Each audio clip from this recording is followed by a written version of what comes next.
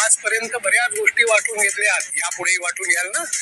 नमस्कार मित्रांनो, लग्नानंतर होईलच प्रेम मालिकेच्या पुढील भागात देशमुखांकडे आता रामनवमीची पूजा असते. नंदिनी पाळणा गात असते तर काव्या खूपच निराश होऊन तिच्या खोलीत बसलेली असते.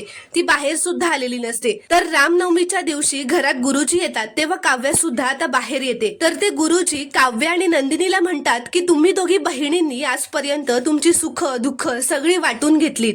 बऱ्याच गोष्टी तुम्ही एकमेकांमध्ये वाटून घेतल्यात, तशाच यापुढे सुद्धा वाटून घ्याल ना पोरींनो?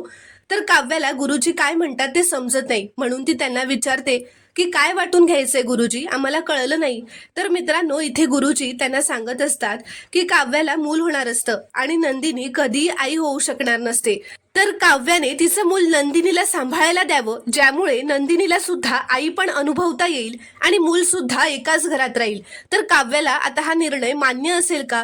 गुरुजींनी तिला जो सल्ला दिला तो काव्या ऐकेल का? ती तिचं मूल नंदिनीला द्यायला तयार होईल का? हे आपल्याला पुढील भागातच पाहायला मिळणार आहे. त्यामुळे व्हिडिओला एक लाईक नक्की करा आणि चॅनलला प्लीज सबस्क्राईब करा.